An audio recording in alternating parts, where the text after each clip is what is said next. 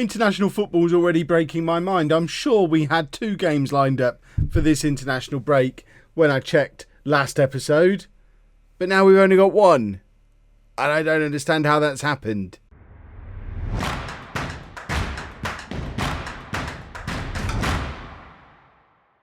Hello and welcome to part 2 of It's Coming Home. Not that one. I'm Kevin. Coming up on today's episode, we just have the 1 game away against Ireland. Like I said in the intro, I'm not really sure how, because I'm sure I might have to go back and review the tapes, but I'm sure we had the 2 games there, then we had the 2 games here, then we had the 2 games there. That's certainly how it was when I was planning things out, but alas, it seems that's not the case. And as I don't want to mix up England with home, because I want people to be able to watch just one of the 2 series if they want to. I don't want you to have to feel like you have to watch both. I could have either left the Ireland game out entirely or done... I mean, there wasn't another option. I couldn't do 1 Ireland and 1 England and 1 home game. That doesn't work. So we'll just do a 1-match episode. Let me know down in the comments if this happens again. Would you rather we just skipped the international break and moved on? Or do you want to see all the games England are involved in? Because I think with international management, with so few games going on in the year, it makes sense to see most of them, if not all of them. But maybe it doesn't. Maybe all you want to see in international stuff is the big tournaments and stuff like this. Doesn't really matter. But we'll do this one for today. I think I don't even remember picking the squad. I must have picked it. It's all going wrong. It's all gone absolute. Have I picked a team? That looks like a team. That's the team from the last game because Porter's still in it. Bear with me a moment. Right, we now have a team. And if we win this game, we're going to be looking very, very strong in our Nations League group because we already beat Spain in the first match. If we can beat Ireland away and then in the next episode beat Ireland at home, we go into that final match of the group stage, knowing we just need a draw away against Spain to top the group. So these matches against Ireland are crucial. And also that suggests we probably either had a friendly lined up here or there was never a second game because there are only 4 matches in this stage of the competition. So perhaps I just misunderstood the whole thing and planned it wrong, which I wouldn't put that past me. But we're going with a team that's already starting to look a little bit familiar to those of you who did watch the last episode, because I think this is the team that started the first match of that episode. Nick's got injured and had to depart from the squad and was replaced by Powell, and Hawks was replaced by Page for the second game as well, but we're going back to Hawks for today. We're going to see how this looks, and I am still toying with doing the 4-2-4, but we're going to give this another try for today because it worked in that first match in the last episode, but we certainly looked a lot better against Spain when we went to the 4-2-4, so it's definitely there as an option to switch to. But we're going with Powell in goal, a back 4 of Hawks, Williams, Ashworth and Hubbard, with Nix and Smith in midfield, Edmonds, Francis and Gough behind Williamson, and Williamson is getting ever closer to getting his 100 goals for England. I think he's on 93 goals at this point. So we want goals from Williamson. We want him to get to 100 goals under my watch, because then I can take all of the credit for him getting there. Right, a team such as ours should be winning this game without too much problem at all. I don't know if that's the case. I don't actually know how good Ireland are in this universe. It might be the case that this is a match that should actually be quite close, because I know the Irish leagues are leagues that have been loaded in the database, or they were loaded quite early on. I think I might have taken them out since we've hit the Premier League and don't really need them anymore, but that's why we had so many Irish players appear in our home team over the year. The likes of Perry and Turner are 2 obvious ones who came in from Ireland, and I think both ended up going back to Ireland as well. But there's been some very good young Irish talent over the course of this save, so there is a good chance that this is actually quite a good team. I wonder if Perry's even in the team, a former home man playing for Ireland. We'll have to have a look the next time we get to see their team. But there's Edmonds playing the ball into Williamson, who tried to be a little bit clever, and it ends up in the hands of the Irish keeper, and there is no sign of Perry. Turner is someone who, again, we should probably look for. Turner's probably got more chance of being in the team than Perry. Perry's a long time ago now. Edmonds, again, on the left-hand side, can't beat his man. And now Ireland coming at us with the counter-attack. They've just drifted past our defender like he wasn't there, but he's come back in with the lunging slide tackle, and we're now looking for the ball over the top. Who's supposed to be the good team here? Goodness me, Edmonds from range scores again. He was the hero of the last episode and he's just scored for us again. Paul Edmonds is playing so well for England in these opening couple of episodes that I'm tempted to sign him for home and change our tactics entirely to accommodate him, because he just looks like a proper player. What a goal from Paul Edmonds. 1-0 to England. And there is no sign of Turner in that Irish team either. I'll have a look to see if he's on the bench. Francis across to Nix. Back to Francis again. Francis is the man whose place is under threat from a second striker. Goff coming inside and hits the outside of the post with an excellent effort. No sign of Turner either. He's not that Turner. I think he was called Ian Turner.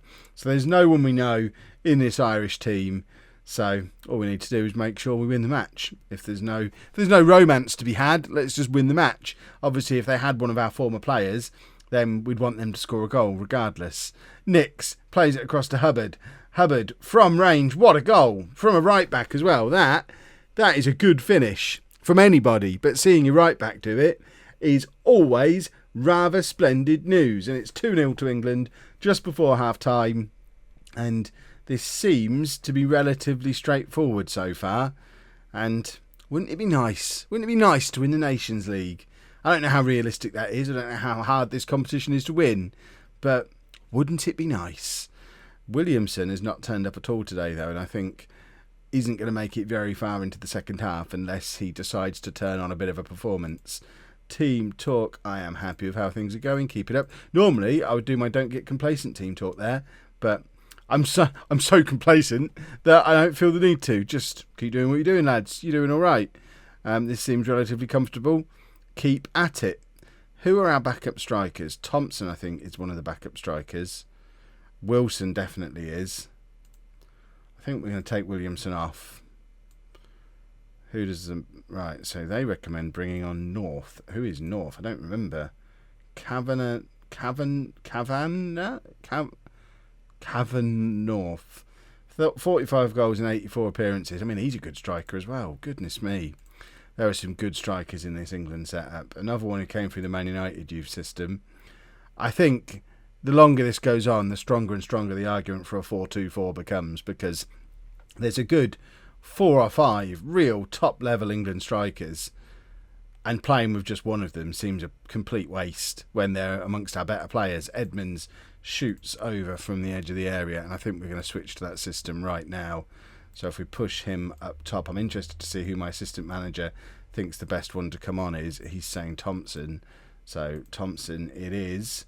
He can be a complete forward. Are they better off that way around? Thompson's the one who's the future. So I want him in there scoring goals. 10 years younger than his strike partner. So he can play as the more attacking of the two. And we'll go to the 4-2-4 again and see what happens.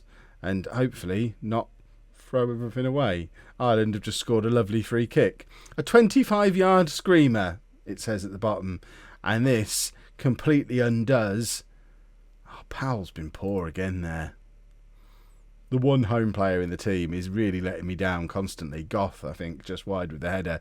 If we manage to throw this away by being silly with tactics, that then makes it very difficult to make it out of the group because of the nature of this competition. Hawks is tired. Page can come on for him. I think that's the final change. I don't think we can do multiple changes in this competition. No, just 4 substitutes. So we'll just change things up at left back. While I'm still trying to decide who my left back is, I don't know out of Hawks and Page who my left back actually is at the moment. And North is there and scores, and hopefully that's the goal that secures a victory for England and gets us one step closer to the finals of this competition. That I vaguely... Now I've seen it happen in real life. Last time I managed England in Football Manager, I hadn't got a clue how this competition worked. It was very confusing. Now I've seen it work in real life, I think I understand it. I think we all understand it now. So we just need to top the group, and if we top the group, we get to the finals in the summer, where it's just a semi-final and a final. So presumably there's only 4 Division A groups, and we're Group 4 of them. So top the group, we're into the semi-finals. Finish second in the group, and we're just in Group A, in Division A again next time. Finish bottom of the group, and we're relegated to Division B, which means obviously we'd need to get promoted before being with a chance of winning the tournament again. I think that's how it works. And I think with 2 wins from 2, relegation certainly looks very unlikely. I think we're probably safe from relegation. Now we just need to make sure that we beat Ireland back at our place, which we should, and then don't lose to Spain. And then that's a semi-final spot booked, which, of course, as we all know, is England's speciality these days, getting to a semi-final and then losing it. But we're good at getting to semi-finals, so we'll do that, and all will be splendid. But there we have it. Let's have a little look at the group to end the episode out. This has probably possibly been the shortest episode I've ever done. But yeah, with those two drawing with each other, I think we might even already be mathematically safe from relegation. We've got 1 foot in that final already. This is excellent, excellent news. And we'll be back for Ireland and Spain in 2 days' time, because there'll be a home episode tomorrow. And then it will be Thursday that we get those ones. And then we'll have a little break from England for a little while we wait for, presumably, World Cup qualifying to start. After Christmas? Is that when it starts? Or does it not start until after the summer? Are we just waiting for the finals of this tournament? I don't know. Nobody knows. Let me know down in the comments if you do know. If you've enjoyed that, though, please make sure you leave a nice big thumbs up on there for me. Subscribe to the channel for daily Football Manager videos. And thank you very much for watching.